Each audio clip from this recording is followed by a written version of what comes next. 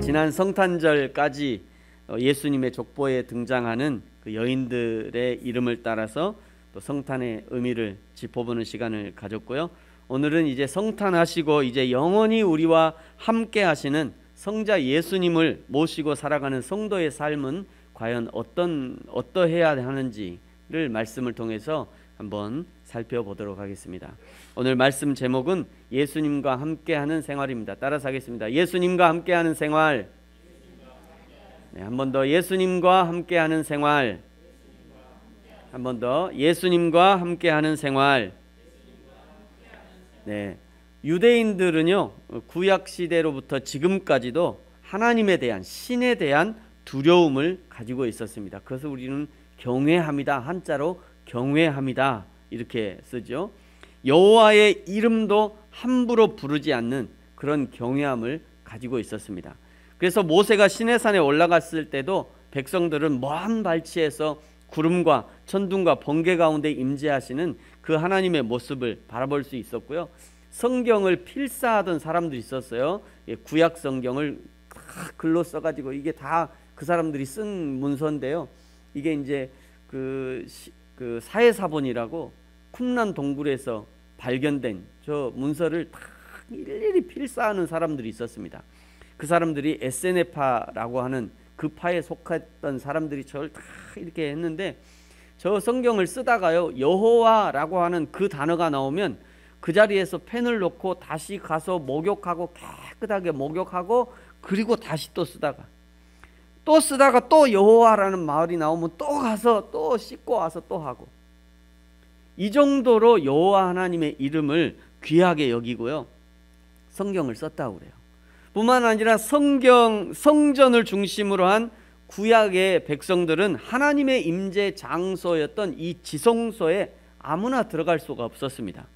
대제사장만 1년에 한 번씩, 딱 1년에 한 번씩 들어갔는데 자기 자신을 위해서 깨끗한 속죄의 제사를 드리고 그 다음에야 이 지성소에 들어갈 수 있었던 거예요. 그런데도 말이죠. 그런데도 예를 들면 지성소에 들어간 저 제사장들이 뭔가 순서가 틀렸어. 그러면 그 자리에 죽는 거예요. 순서가 틀리면 그 자리에 그냥 죽어요. 또 뭔가 복장을 하나 어디 잘못했어. 끈을 오른쪽에 매야 되는데 왼쪽에 맸어. 그래도 바로 죽는 거예요. 그렇게 하나님을 만난다는 것이 위험했습니다. 그래서 제가 언젠가 한번 설명한 적이 있습니다만, 이렇게 제사장이 저기 들어갔는데 저 휘장 안으로 제사장이 들어갔는데 거기서 제사장이 죽었어. 그럼 어떻게 해야 돼요? 사람이 들어가서 꺼낼 수는 없잖아요. 들어가는 사람마다 족족 죽으니까. 그래서 처음에는 갈고리를, 저 죽은 제사장 꺼내는 갈고리를 척 해가지고 이렇게 꺼냈다고 그래요. 근데 그러다 보면 상처도 나고 그러니까 나중에는 제사장 발에다가 그 방울을 달고 끈을 묶어가지고 제사장이 움직일 때는 짤랑짤랑 소리가 났다가 어느 순간에 짤랑 하고 소리가 안 나면 죽은 거예요. 그러면 끈으로 제사장 끌어내고, 그 정도로 하나님을 만나는 게 어려웠다는 거예요. 한마디로 구약 시대의 하나님은요 아무나 아무 때나 어디서든지 만날 수 있는 그런 하나님이 아니었다는 거예요. 하나님이 정하신 장소에서 정하신 때에 정하신 방법이 딱 맞아 떨어져야 하나님을 만날 수 있었던 것입니다. 그렇지 않아도 쉽지 않은 하나님 만나는 일이 이스라엘 백성들이 죄 가운데 있고 우상을 숭배하고 예배도 잘 드리지 않는, 예배 방법도 하나님이 원치 않는 그런 예배가 되어지면서 하나님을 만날 길이 없어진 거예요.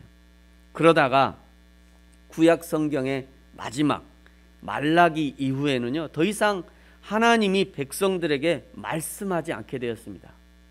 맨날 틀리니까 말해봤자 안 듣고, 그러니까 그때부터 하나님이 입을 꽉 다무신 거예요. 그때부터 시작해가지고 400년의 침묵기가 시작되는 거예요. 하나님의 침묵기 400년.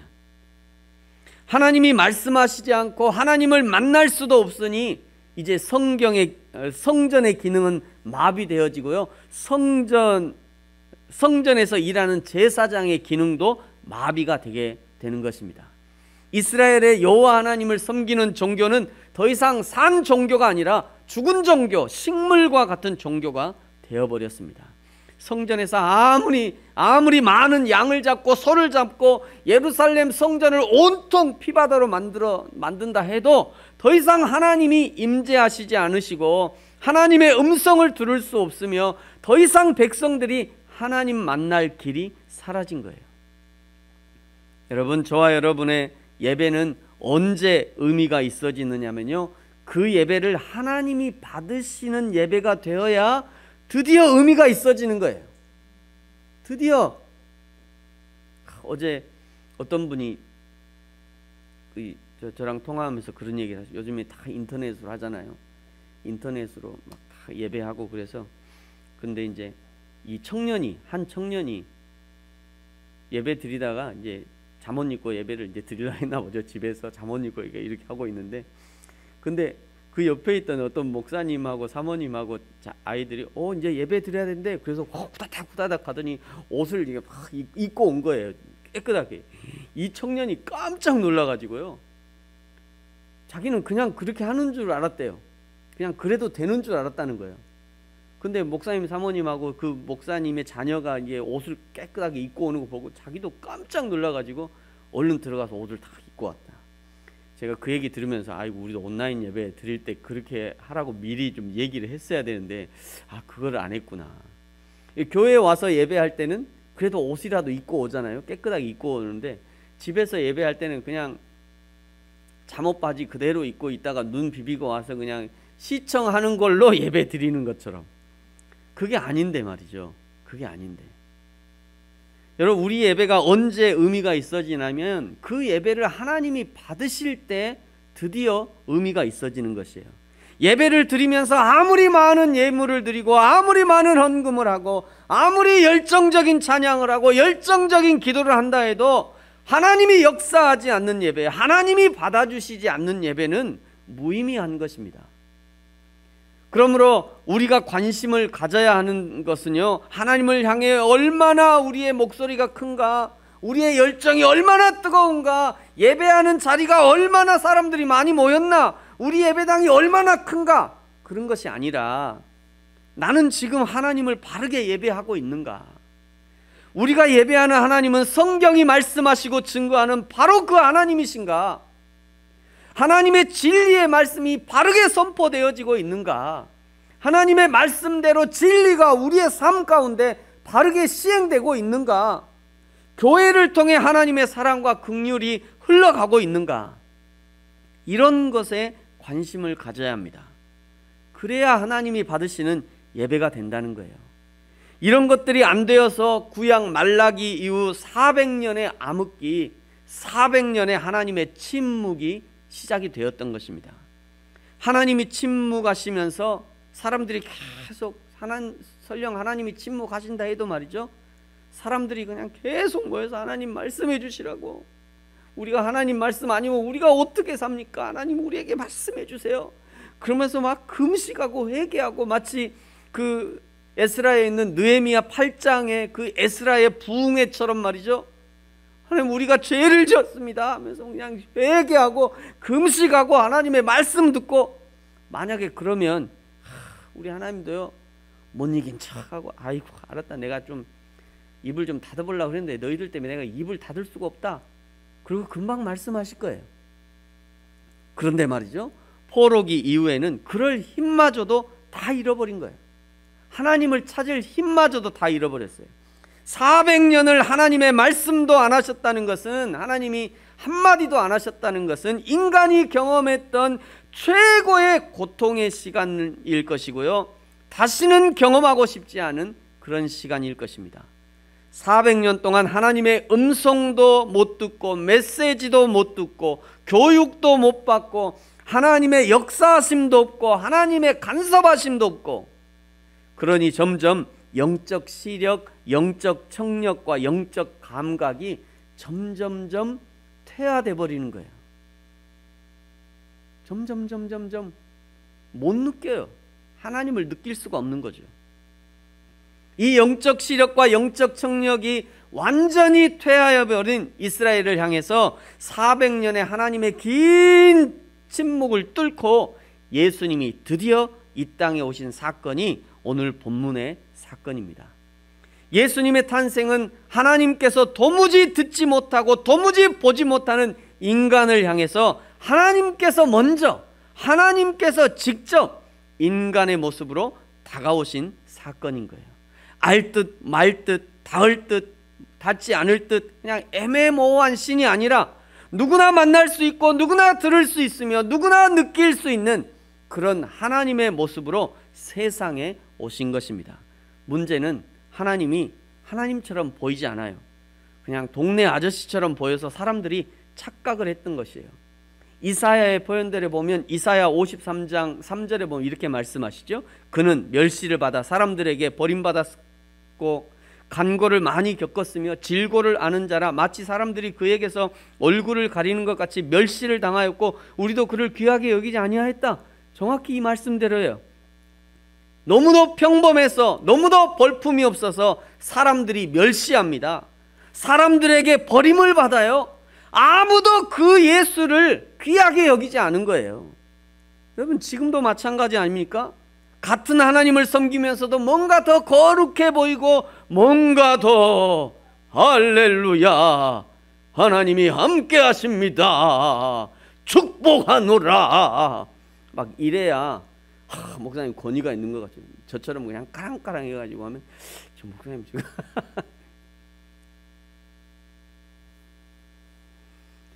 그러나 겉모습이 평범해 보이고 별 볼품 없어 보이면 사람들이 무시한다는 거예요. 지금도 똑같잖아요. 무시하고 멸시하고. 예수님도 그랬다는 거예요. 이사야의 말씀처럼 참 볼품이 없었습니다. 고생을 많이 한 얼굴이었어요. 여기 보니까 얼굴을 가리는 것 같이, 이게 무슨 얘기냐면 나병 환자 같다는 얘기예요. 나병 환자들이 자기 얼굴을 가려야 되거든요. 이 얘기는 예수님이 이렇게 얼굴이 꼭 나병 환자 같은 그런 얼굴을 하고 있었다는 거예요. 예수님이. 그래서 예수님이 인기가 없었던 것입니다. 요한복음 1장 11절에 보니까요, 자기 땅에 오매 자기 백성이 영접하지 않았다. 여러분 이 말씀 이대로 아닙니까? 여러분 그런데 생각해 보세요. 예수님이 이렇게 볼품 없었기 때문에 저와 여러분이 예수님께로 갈 수 있었습니다. 만약 예수님이 고관대작의 모습으로 오셨다면, 만약 예수님이 대통령의 그런 모습으로 오셨다면, 나같이 전라도 강진구 신전면 용원리 100번지에 태어난 농부의 아들이 어떻게 예수님 만나겠어요? 만날 수가 없죠. 나 같은 사람이 어떻게 예수님 만나요? 만약 예수님이 우리가 생각할 수 없는 그런 거룩하고 고결한 모습으로 오셨다면 세상에서 찢기고 멍들고 죄에 뒹굴고 냄새나는 모습으로 살던 우리가 어떻게 예수님을 만날 수 있었겠어요? 예수님이 저 낮고 낮은 갈릴리에 생선 비린내 진동하는 그 마을 나사렛에서 오셨기 때문에 저와 여러분이 예수님을 만날 수 있었던 것이에요. 저와 여러분을 만나주기 위해서 예수님이 일부러 그 낮은 인간의 모습으로 오신 것입니다. 그것을 오늘 본문 23절이 이렇게 말씀해요. 우리 다시 한번 읽어볼까요? 시작. 보라, 처녀가 잉태하여 아들을 낳을 것이요 그의 이름은 임마누엘이라 하리라 하셨으니 이를 번역한즉 하나님이 우리와 함께 계시다 함이라. 아멘. 어떤 사람들은요 이 구절을 보면서 어떻게 처녀가 잉태하냐고, 이 말이 돼? 이러면서 그냥 저 처녀 잉태했다는 것 때문에 그냥 시험이 들어갔고 예수를 안 믿어. 참 별 이유가 많아요. 그런데 말이죠, 이 구절에서 처녀가 잉태한 것보다 더 놀라운 일이 기록되어 있어요. 뭐냐면 하나님이 우리와 함께 하신다는 거예요. 하나님이 인간이 되셨다는 것입니다. 하나님이 인간이 되셨다는 것은 처녀가 잉태한 것보다 몇만 배, 몇천만 배 어려운 일이에요. 예수님의 동정녀 탄생은 하나님의 인간 구원 계획의 신의 한 수인 거예요. 신의 한 수. 하나님이 아니시면 이런 계획을 짤 수도 없고 실행할 수도 없는 완벽한 계획이었습니다. 인간이 인간을 구원할 수 없고 죄인이 죄인을 대신할 수 없는 하나님의 대원칙을 하나님이 인간이 되심으로 완벽한 충분 조건을 갖추게 된 것입니다. 인간으로 오신 예수님이 오셨을 뿐 아니라 오늘 말씀은 우리와 함께 하신다라고 말씀하셔요. 성경 66권의 메시지 중에 가장 중요한 메시지를 하나 꼽자면 저는 이것이라고 생각해요. 그것을 오늘 성경은 임마누엘 이렇게 표현하고 있어요. 하나님이 우리와 함께 하신다. 하나님이 우리와 함께 하신다는 것은 인생의 혁명이요, 지금까지와는 전혀 다른 인생을 살 수 있도록 인도하시고 부르신 하나님의 축복인 것입니다. 여러분, 그런데 이 히브리어 임마누엘 이렇게 쓰고, 히브리어는 이렇게 우리처럼 우리하고 반대로 이렇게 있잖아요. 임마누엘 히브리어로 이렇게 쓰는데요, 이것은 그냥 하나님이 우리와 함께 하신다라고 해석하면 오류가 있을 수 있는데요, 오류가 있을 수 있어요. 그것이 무엇이냐면 여기 우리라고 하는 이 단어 속에 죄인들이 숨어 있다는 거예요. 꼭 이 죄인들이 살짝 왔다 가잖아요. 보셨어요? 지금 죄인이 살짝 왔다 간 거? 집중해야 보여요. 하나님이 우리 교회와 함께 하시니까 나는 비록 죄가 지어도 하나님이 우리와 함께 하시니까 나 한 사람쯤은 괜찮다, 이런 생각을 한다는 거예요. 하나님이 우리 공동체와 함께 하시니까 나 한 사람쯤 죄 중에 있어도 우리라고 하는 이 묶음으로 하나님이 통째로 우리와 함께 하시니까 나는 죄를 지어도 우리와 함께 하시는 하나님이니까 괜찮다는 얄팍한 생각을 갖는다는 거예요. 여러분, 그런데 여기 이 우리라고 하는 이 임마누엘의 정확한 해석은 이 누 가운데 있는 저 파란 글씨인 누라는 단어를 어떻게 해석하느냐에 따라 달라지게 됩니다. 여기 임마는 with 함께라는 뜻이에요. 임마가 함께라는 뜻이에요. 누는 us 우리라는 뜻입니다. 우리, 누가 우리라는 뜻이에요. 엘은 여호와 하나님이라는 뜻이죠. God, 여호와 하나님이라는 뜻이죠. 여기 이 누라고 하는 이 us라고 하는 이 단어는 1인칭 복수의 단어입니다. 1인칭 복수. 1인칭 단수하면 나 한 사람인 거잖아요. 그런데 1인칭 복수라는 거예요. 이것은 그냥 나와 너와 다른 여러 사람들과 함께하는 우리, 나가 있고 너가 있고 또 다른 너가 있어서 이런 1인칭들이 여러 사람 있어서 그냥 우리, 이렇게 하니까 오류가 생기는 거예요. 이 임마누엘의 정확한 해석은 어떻게 해석해야 되냐면요, 하나님이 복수로 있는 나와 또 다른 나와 또 다른 나와, 하나님이 나 여기서도 나 여기서도 나 여기서도 나, 하나님이 여기서도 나와 여기서도 나와 여기서도 나와, 이런 의미예요. 이게 전혀 다른 얘기죠. 하나님이 우리와 함께라는 것과 하나님이 복수의 나와 여기서도 나와 저기서도 나와 저기서도 나와, 이 전혀 다른 해석인 거예요. 하나님이 나의 모든 삶 안에 함께 하신다면 이것은 극히 개인적인 차원의 접근이 되기 때문에 하나님 앞에서 죄를 숨길 수 없게 되는 것이죠. 여러분, 이것이 진짜 임마누엘의 뜻입니다. 우리라고 하는 커튼 뒤에 숨을 수 없는 것이죠. 사실은 임마누엘의 의미만 제대로 알아도 우리 인생에 혁명이 일어나지 않을 수 없는 것이에요.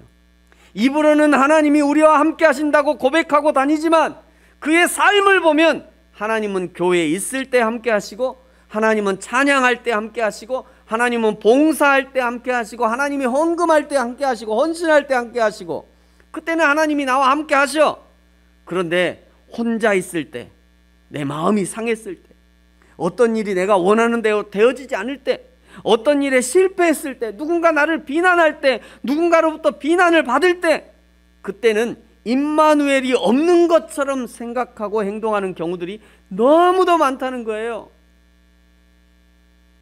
사랑하는 성도 여러분, 오늘 23절에 처녀 마리아가 잉태한 아들 예수님은 나의 모든 순간에, 나의 모든 삶의 현장에, 나의 마음에, 나의 생각 속에, 나의 이불 속에, 화장실에서도 임마누엘 하시는 하나님이심을 굳게 믿으시기를 축복합니다. 하나님이 나와 함께 하시는 것처럼 나도 하나님의 손을 굳게 잡고 살아가는 저와 여러분이 되어지기를 축복합니다. 이 임마누엘의 예수님이 왜 우리와 함께 하시는가가 중요하죠. 21절입니다. 같이 한번 읽겠습니다. 시작. 아들을 낳으리니 이름을 예수라 하라. 이는 그가 자기 백성을 그들의 죄에서 구원할 자이심이라 하니라. 아멘. 중요한 것이 죄로부터 우리를 구원한다는 것이에요. 여러분, 죄가 무엇인가요? 죄는 사람이, 피조물이죠. 사람이 하나님 창조주처럼 되고 싶어 하는 것이 죄입니다. 창세기 3장에요. 에덴 동산에서 사단 마귀가 은근히 꼬셔가지고요. 야, 저 선악과만 따먹으면 너도 하나님처럼 될 수 있다. 이 생각을 사람들에게 집어넣었잖아요. 인간의 자존심을 살살 건드려가지고 야, 뭐 그거 하나만 따먹으면 너도 하나님처럼 될 수 있는데 뭘 그렇게 고민해. 언제까지 하나님께 그렇게 매달려서 살 거야? 너도 하나님처럼 살아봐야지. 그래서 살살 인간을 꼬드깁니다. 그래서 죄가 시작되는 거예요. 사람이 왜 돈의 노예가 됩니까? 돈만 있으면 하나님처럼 세상에 아무런 부러울 것이 없고 하나님처럼 내가 하고 싶은 거 다 할 수 있다고 생각하니까 돈에 집착하는 거예요. 사람이 왜 명예와 권력에 집착합니까? 그 명예만 있으면, 그 권력만 있으면 마치 하나님처럼 사람들이 나에게 와서 슬슬 기고 말이죠. 나를 경배할 거야. 그래서 명예와 권력을 탐하는 것입니다. 사람이 왜 쾌락에 집착합니까? 그 쾌락을 맛보는 순간 아주 천국을 경험하는 것 같거든요. 그 순간에 세상을 다 얻는 것처럼 느껴지는 거예요. 마치 그것이 마약처럼 작용을 해서 죄를 저지르게 하는 것입니다. 그러다가 죄에 빠지고 하나님과의 관계가 깨지고 에덴 동산에서 쫓겨나고 결국 영원한 지옥 심판을 받게 되는 거예요. 이 죄에 빠진 인간을 구원하기 위해 수많은 선지자들을 통해서 하나님께로 돌아올 것을 외쳤지만 외치는 족족 다 죽여요. 사람들이 다 죽입니다. 선지자들을 다 죽여요. 하나님께 돌아오시오 얘기만 하면 선지자 죽여버려. 왜? 내 맘대로 하고 싶다는 거야. 네가 뭔데? 나 지금 내 맘대로 살고 싶은데 네가 왜 자꾸 나를 하나님 밑으로 끌고 가려고 그래? 그리고 결국 아들까지 죽이시는 거잖아요. 그리고 하나님이 이 외치는 족족 선지자들을 죽이니까 하나님이 입을 콱 닫으시고 그때부터 400년이 흐른 거예요. 말라기 이후에 말이죠. 마지막 선지자 말라기, 그 말라기의 말도 안 들으니까 입을 하나님이 콱 닫으시고 문을 콱 닫고 하나님 그냥 그때부터 그냥 입을 닫으신 겁니다. 그리고 하나님의 마지막 최후의 방법으로 드디어 예수님이 탄생하신 것이죠. 이 예수님의 탄생은 하나님의 마지막 방법입니다. 더 이상의 방법이 없습니다. 예수님만이 인간에게 구원을 주시는 유일한 방법입니다. 오직 예수님을 통해서만 인간의 구원의 하나님의 인간 구원의 생명줄이 오직 예수님을 통해서만 공급이 되는 것입니다. 사랑하는 성도 여러분, 저와 여러분이 예수 그리스도를 믿음으로 생명의 줄을 붙잡고 구원의 축복을 누리는 저와 여러분이 되어지기를 축복합니다. 여러분, 미켈란젤로의 이 천지창조라는 작품을 아시죠? 하나님이 천지를 창조하시고 하나님이 손을 쭉 뻗어서 인간과 만나려고, 그 인간을 접촉하려고 하는 이 그림인데, 그런데 하나님과 인간의 손끝이 맞닿아 있지 않아요. 신기하죠? 아니, 맞닿게 해놓으면 더 좋을 것을. 왜 그런지 모르지만 하나님하고 손이 안 닿아 있어요. 여기 확대해보면 이렇게 생겼어요. 이렇게. 하나님은요, 손가락을 쭉 하나님은 쭉 폈잖아요. 근데 인간이 나 닿기 싫은데, 하나님은 너하고 내가 만나야겠다고 쭉 폈는데 인간은 잠깐만요, 나 지금 아닌데 조금 있다요. 어쩌면 이렇게 기가 막, 사람들이 다 그래요. 지금 하나님 믿어야 돼. 나 조금 있다가, 지금 해야 돼. 조금 있다가, 조금 기도해보고, 지금 했어요. 좀 기도해보고요. 하기 싫다는 얘기거든요. 어쩌면 이렇게 참 예술가인가 봐요. 기가 막히게 그래요. 하나님은 우리를 향해서 손을 쭉 펴고 내가 너를 만나야겠다 하는데, 인간은 지금 만나는데 잠깐만 좀 놀고요. 좀 놀다가 미켈란젤로는 이 천지 창조를 통해서 하나님의 위대한 욕망, 내가 저 인간을 반드시 구원하리라, 저 인간을 반드시 만나리라, 그 하나님의 위대한 욕망을 표현한 것이죠. 그림처럼 하나님은 우리가 생각하는 것보다 더 가까이 계시는 분이기 때문에 인간이 최소한의 노력만 있어도 하나님은 언제나 우리를 거절하지 않으시는 거예요. 인간이 손만 쬐끔 펴면요, 하나님이 그냥 저 손만 만나는 게 아니라 그 손목을 덜썩 잡으실 거예요. 어서 와라, 어서 와라. 하나님 이렇게 잡으실 건데 그 인간의 최소한의 그 손끝도 안 펴요. 인간은 손끝 펴기를 싫어해요. 그래서 인간을 만나시려고 하나님이신 예수님이 이 땅에 오신 것입니다. 예수님은 분명하게 우리에게 이렇게 약속해 주셨어요. 마태복음 28장 10절 20절 같이 한번 읽을까요? 시작. 볼지어다 내가 세상 끝날까지 너희와 항상 함께 있으리라. 아멘. 이제 오늘 2020년 52주차 마지막 주일 설교를 마치도록 하겠습니다. 여러분, 예수님은 임마누엘로 이 땅에 태어나셨고, 그리고 오늘도 우리와 임마누엘 하고 계시며, 그리고 영원히 세상 끝날까지 임마누엘의 약속을 지키시며 함께 하실 것입니다. 그러므로 사랑하는 성도 여러분, 오늘 힘껏 여러분의 손을 펴서 하나님의 손을 마주 잡으시기 바랍니다. 회피하지 말고, 도망가지 말고, 머뭇거리지 말고, 우리와 임마누엘 하기 원하시는 그 하나님의 손을 붙잡으십시오. 그리하여 영원한 안식과 평안, 승리를 누리는 저와 여러분이 되어지기를 예수님의 이름으로 축복합니다. 기도하겠습니다. 우리 같이